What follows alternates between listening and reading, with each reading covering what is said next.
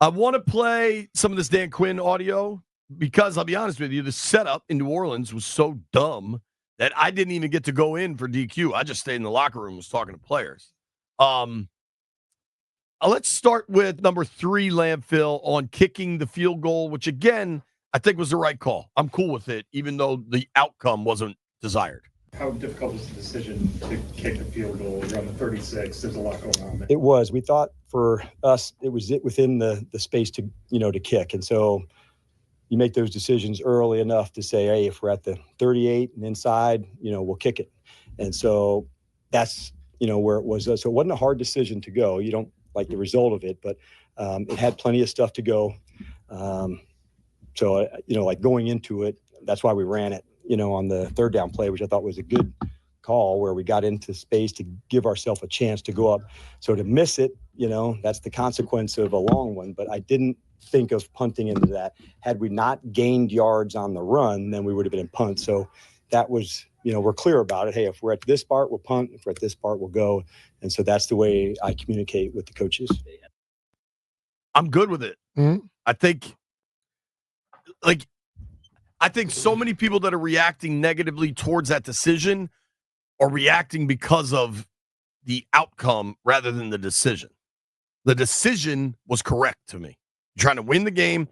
Dude, can we just play this out the other way? If they punted from the 36 and then Rattler goes 90 on them, people would torch him for punting from the 36. That is why all the second guessing, I don't really care about it. My whole thing is the man made enough decisions. Not going to be perfect at it.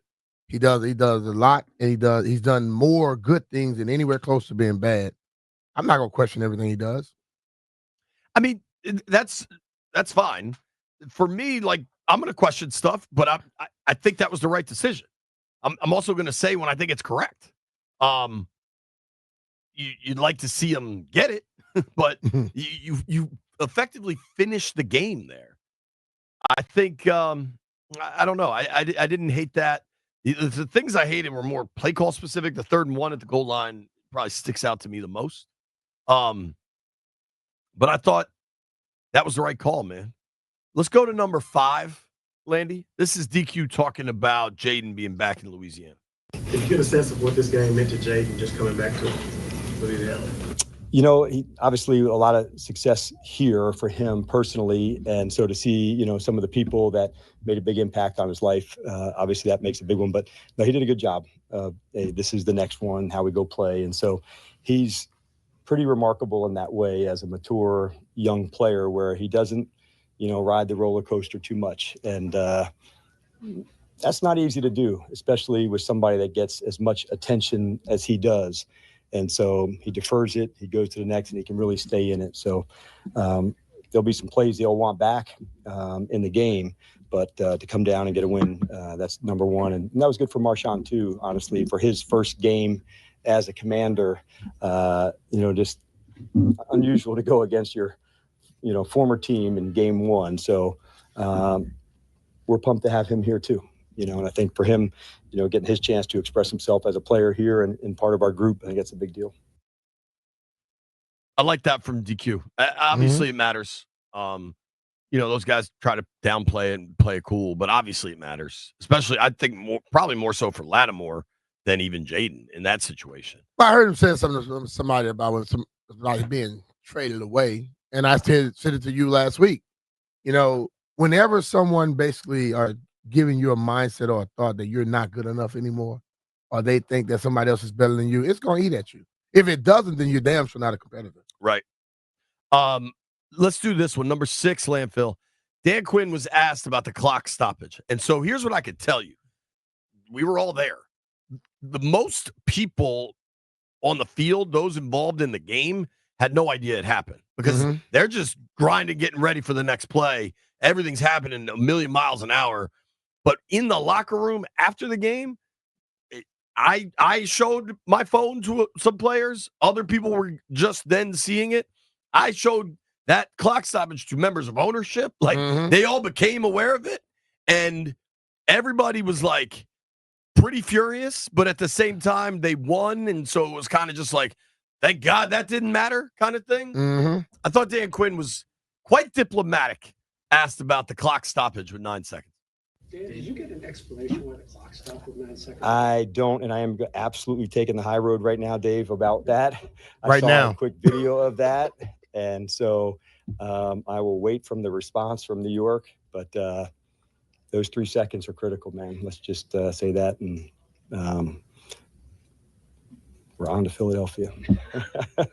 I don't know how to answer other than I saw that the replay in the game. I was frustrated why, and so, but in the moment you don't get to ask, and you don't get to usually the feedback when it's that type of intensity. But hey, I do have to give New Orleans their credit on this. A lot of times when there's that many plays offensively for us in the first half, we've seen games where it just goes quick the other way. And so to show the kind of fight that they had, I told that to Joe Woods, the defensive coordinator. I said, Joe, you guys really fought. When you have a time of possession that's, I don't know, almost 40 minutes and you're in the game to go at the end, like that doesn't usually go your way. And so I wanted to, give Joe his due there for his team really battled for it. They did battle. I mean, to come back in the second half and that thing looked shot was, you do give them some credit. Washington also let the door open. Like they let them back in it. The rest certainly didn't help either. I like the high road now, though. I wonder what. See, many people out there don't know the league normally send you stuff, FedEx package on Tuesday. That's right. That's sometimes it's explanations, sometimes it's fines or whatever. Right. But I wonder what the hell they could tell you as to what. Bro, And I don't want to hear about some guy mistakenly stop the clock. You don't stop the clock in that situation. It's Kirk has. I mean, it's one of my favorite quotes. Kirk said, "Yeah, the league will let us know a couple days later that they made a mistake, but that doesn't matter at the end of the season when guys are free agents or get fired, or have to move their families. Totally. Like none of that matters. Luckily, yesterday went the way it did. I don't think New Orleans deserved to win that game, but damn, they came close. If you where I would be critical were the opening 2 possessions of the second half for Washington. They had an 11-play, 63-yard drive, 4 first downs. They got down to the 5-yard line, unable to punch it in, kick the field goal. If you jump on them there and get up 21-0, it's a very different scenario. Totally. They kicked. Then New Orleans goes down. That's when he hit MVS, and then Kamara. It was their only touchdown of the game, but they scored that on the next possession. All of a sudden, it's 17-7. And then they get the ball again, 9 plays, 50 yards. They get almost to the red zone. They get to the Saints 23, have to kick a field goal. Yeah, it was too many opportunities that they let that they squandered. Yeah, you got to take advantage of those things because those. When you're looking at that early in that game, I'm like, man, look, this stuff here gonna make this thing closer. And then here we come. Well, and dude,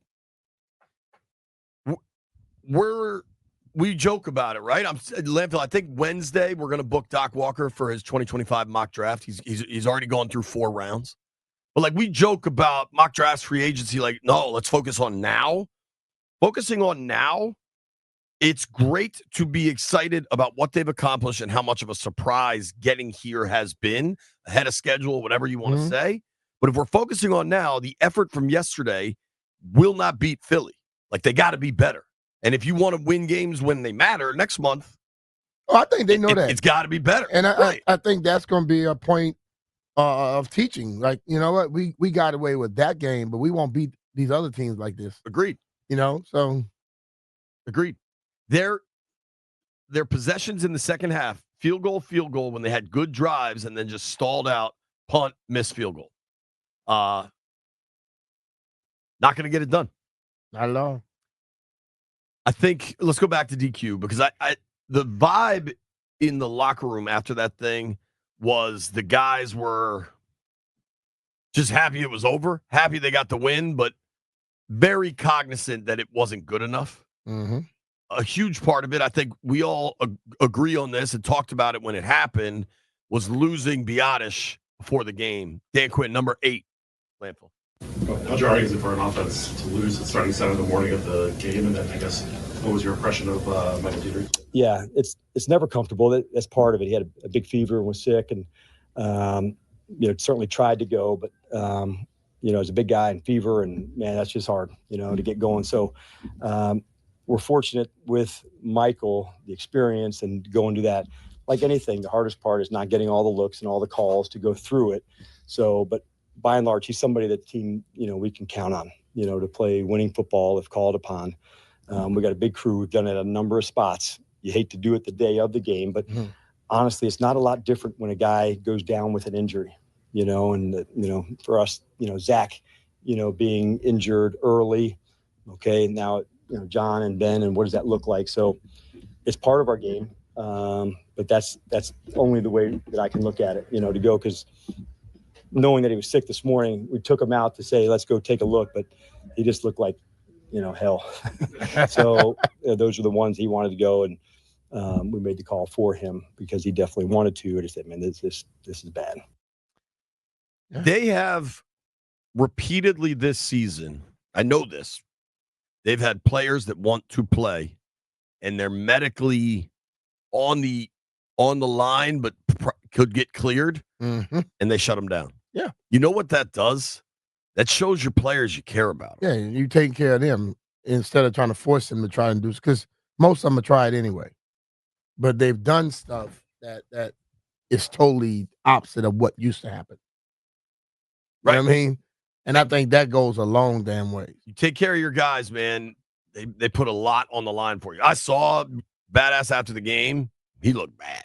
And I'm telling you, I think Cosby maybe wasn't as sick, but was sick. He looked a lot. And as you look at that game, you see he get hurt. I mean, then he's not in. Then now you got Ertz hurt. Then he started like messing up just a little bit. You're like, oh hell. The voodoo, man.